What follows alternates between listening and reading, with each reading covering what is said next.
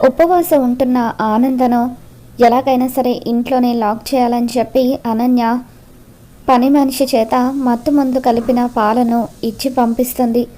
ఇక పని మనిషి మత్తు ముందు కలిపిన పాలను ఆనందకి ఇవ్వడంతో ఆ పాలు తాగిన కొద్దిసేపటికి ఆనందకు నిద్ర వచ్చినట్టుగా అవ్వడంతో అలా తను స్పృహ కోల్పోతుంది. మరోపక్క గుడిలో సమీర దర్శన్ల పెళ్లికి అన్ని ఏర్పాట్లు కూడా పూర్తవుతూ ఉంటాయి. ఇక అనన్య ఆనంద స్పృహ కోల్పోవడంతో ఆనంద భైరవి, ఈరోజు జరగబోయే పెళ్ళిని నువ్వు కాదు కదా, ఆ దేవుడు కూడా ఆపలేడు. ఇక ఈ రోజుతో నీ కుటుంబ పరువు గౌరవం అవన్నీ కూడా మంట కలిసిపోయినట్టే. నీ కొడుకు దర్శన్ నీ మాటే వింటాడని ఇన్ని రోజులు నువ్వు అనుకునేదానివి, కానీ నీ కొడుకు నీ చెయ్యి దాటిపోయాడన్న నిజం ఈరోజు నీకు తెలుస్తుంది. ఆ నిజం తెలిసిన మరుక్షణమే నువ్వు మానసికంగా చచ్చిపోతావు. అలా మానసికంగా నిన్ను దెబ్బ కొట్టి ఈ ఇంటి పెత్తనం అంతా కూడా నేను చేజిక్కించుకుంటాను అని చెప్పి అనన్య తనలో తాను ఆనందపడిపోతూ ఉంటుంది. మరోపక్క శరణ్య దేవుడి గదిలో పూజ చేస్తూ ఉంటుంది.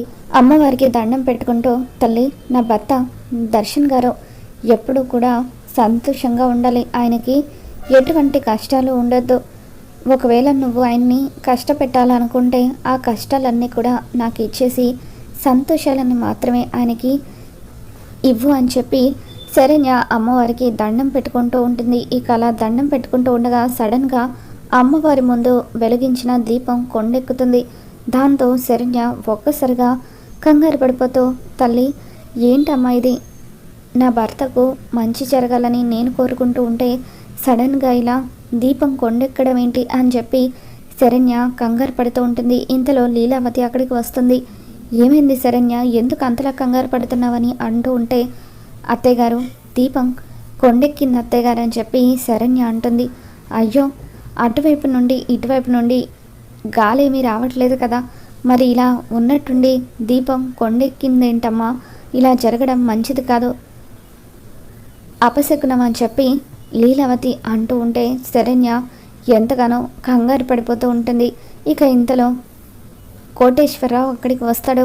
ఏంటి లీలావతి, ఏంటో అపశకునం అంటున్నావు అని చెప్పి అంటూ ఉంటే, ఇక అప్పుడు లీలావతి శరణ్య పూజ చేస్తూ ఉండగా సడన్గా దీపం కొండెక్కిందండి, ఆ విషయం గురించే మాట్లాడుతున్నాను అని అంటూ ఉంటే, అమ్మ శరణ్య, మీ అత్తయ్య మాటలకి నువ్వేమీ కంగారు పడకు, దేవుడికి దండం పెట్టుకొని మరొకసారి దీపం వెలిగించు అని చెప్పి అంటూ ఉంటారు.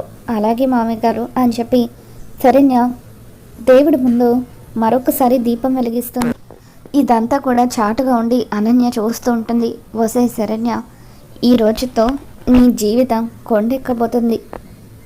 నీ మొగుడు మరొక ఆడదాని మెడలో తాళి కట్టబోతున్నాడు. జీవితాంతం ఏడుస్తూ ఉండడానికి రెడీగా ఉండు అని చెప్పి అనన్య మెల్లిగా ఇంట్లో నుండి బయటకు వెళ్తూ ఉంటుంది. లీలావతి బయటకు వెళ్తున్న అనన్యని ఆపుతూ, అమ్మ అనన్య, ఎక్కడికి వెళ్తున్నావమ్మా అని చెప్పి అంటూ ఉంటే, అత్తయ్య గారు, మా ఫ్రెండ్ నన్ను ఒకసారి అర్జెంటుగా కలవాలంది, తనని కలవడానికి వెళ్తున్నాను, అరగంటలో వచ్చేస్తాను అని చెప్పి అనన్య అంటూ ఉంటుంది. అలాగే అమ్మ, వెళ్ళిరా అని చెప్పి లీలావతి అనన్యని బయటికి పంపించేస్తుంది. మరోపక్క శరణ్య దర్శన్కి కాఫీ ఇద్దామని చెప్పి గదిలోకి వచ్చేసరికి దర్శన్ గదిలో ఉండడు. ఇదేంటి, దర్శన్ గారు సడన్గా ఎక్కడికి వెళ్ళుంటారు అని చెప్పి శరణ్య ఇల్లంతా కూడా తిరిగి చూస్తుంది. దర్శన్ ఎక్కడా కనిపించకపోవడంతో, ఇదేంటి, అసలు ఉన్నట్టుండి ఆయన ఎక్కడికి వెళ్ళిపోయి ఉంటారు అని చెప్పి శరణ్య లీలావతితో, అత్తయ్య గారు, దర్శన్ గారు ఇంట్లో లేరు, మీకేమైనా తెలుసా అని చెప్పి అడుగుతుంది. లేదమ్మా, నాకు కూడా తెలీదు, ఒకవేళ ఆనందకి ఏమైనా చెప్పి వెళ్ళాడేమో అని లీలావతి అనగానే ఆనంద దగ్గరికి శరణ్య వస్తుంది.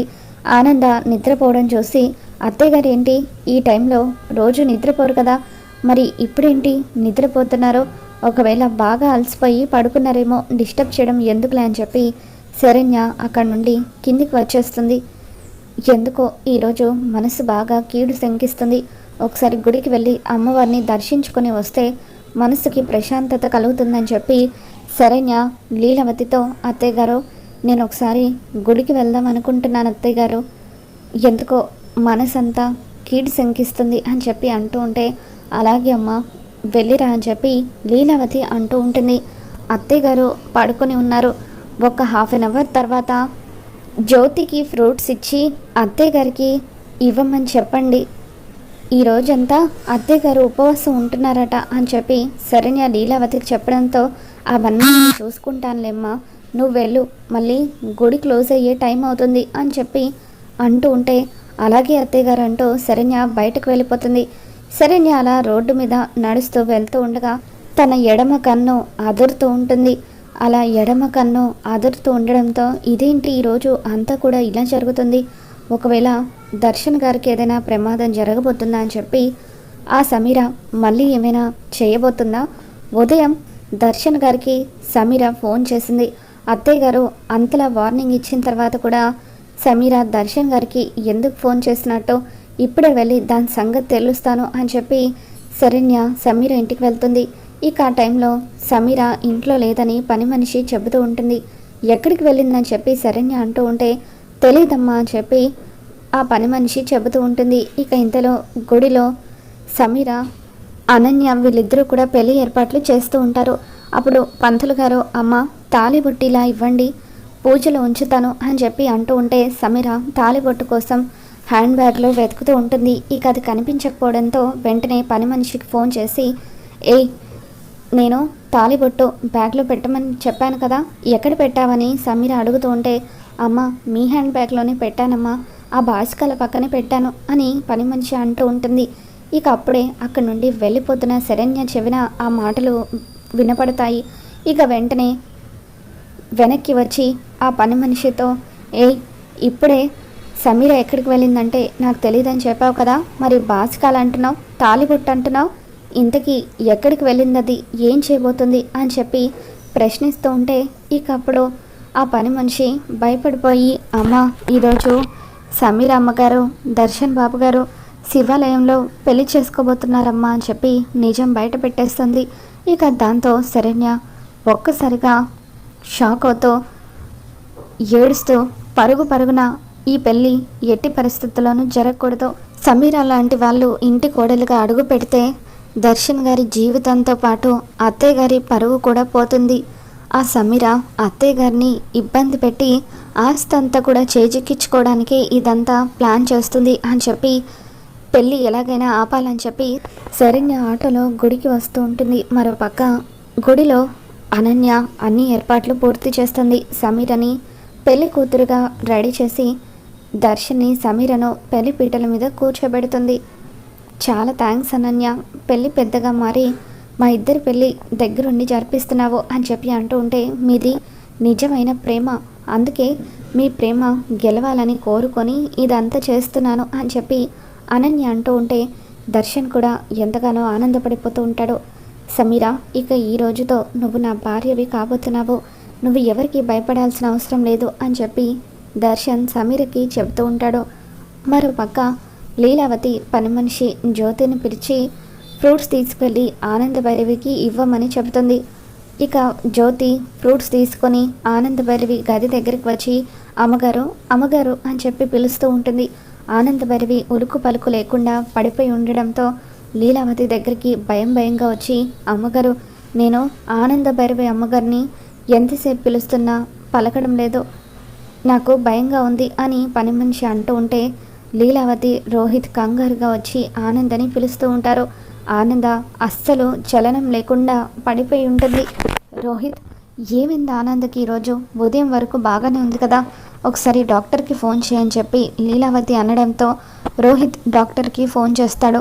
డాక్టర్ వచ్చి ఆనంద భైరవిని చెక్ చేసిన తర్వాత తను స్లీపింగ్ టాబ్లెట్స్ లాంటివి ఏమైనా తీసుకున్నారా అని చెప్పి అంటూ ఉంటే లేదు డాక్టర్ గారు, మా ఆనందకు అసలు ఏ టాబ్లెట్ వాడే అలవాటే లేదు అని చెప్పి అంటూ ఉండే డాక్టర్ మరి ఈవిడ ఎందుకు ఇలా స్పృహ కోల్పోయారు, మత్తు మందు ఎవరో ఈవిడకి బలవంతంగా అయినా ఇచ్చుండాలి, లేదంటే తెలియకుండా అయినా ఎందులైనా కలిపి ఇచ్చుండాలి, ఆవిడ పడుకునే ముందు ఏం తాగారని చెప్పి డాక్టర్ అడగడంతో పాలు తాగారు డాక్టర్ అని చెప్పి లీలావతి అంటూ ఉంటుంది.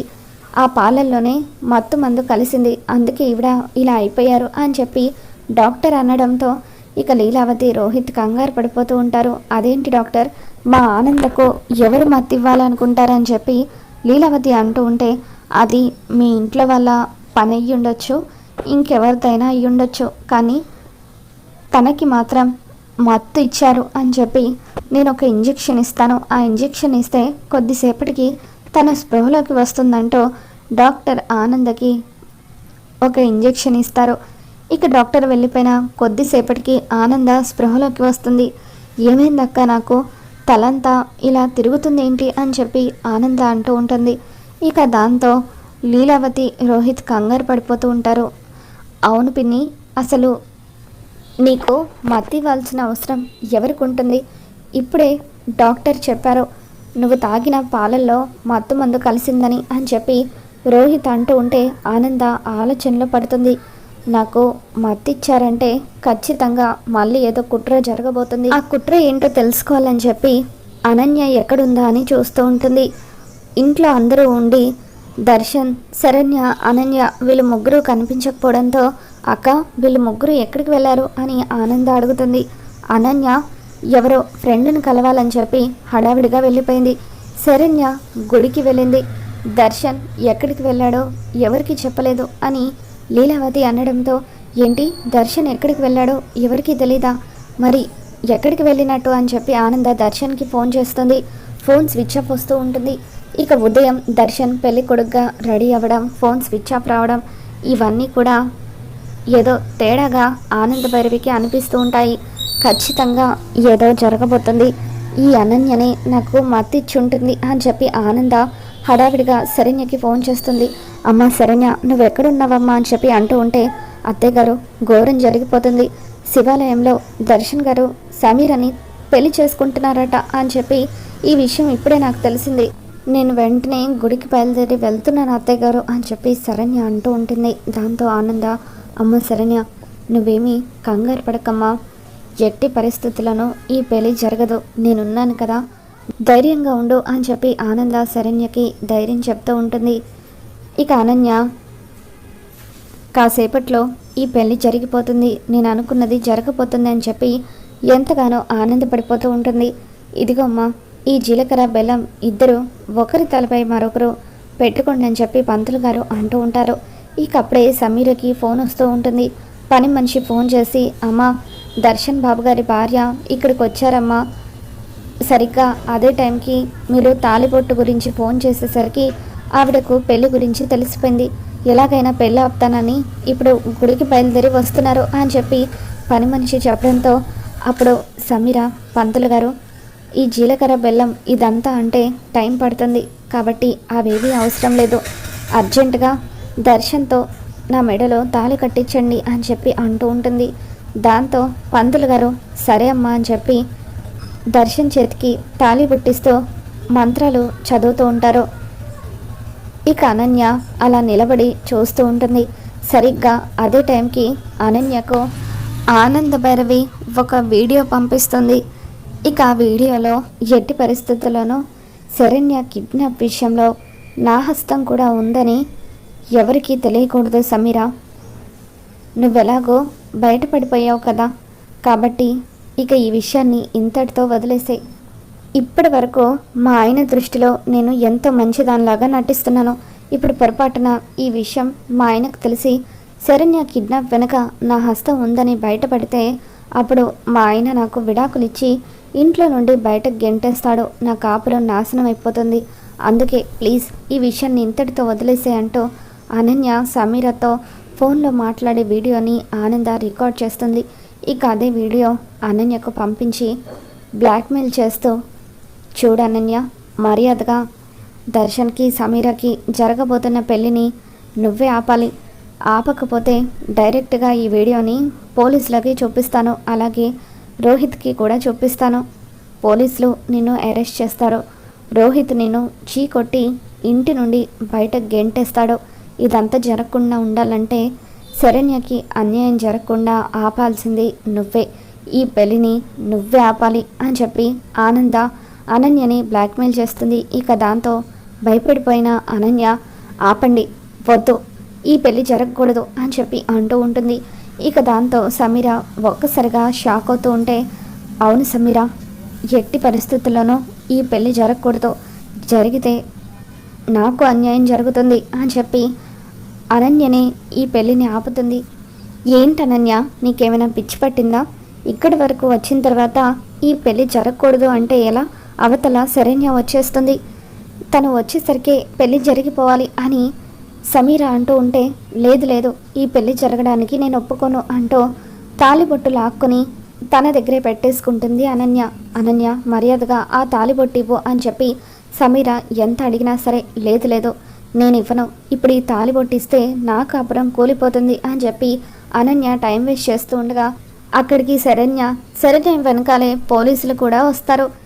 ఇక ఆ విధంగా ఆనంద్ అయితే ఎంతో తెలివిగా ప్లాన్ చేసి అనన్య చేత్తోనే ఆ పెళ్ళి ఆపిస్తుంది. మరి రాబోతున్న ఎపిసోడ్లో ఏం జరగబోతుందో మళ్ళీ మన ఛానల్లో తెలుసుకుందాం. ఈ వీడియో మీకు నచ్చినట్లయితే తప్పకుండా లైక్ చేయండి.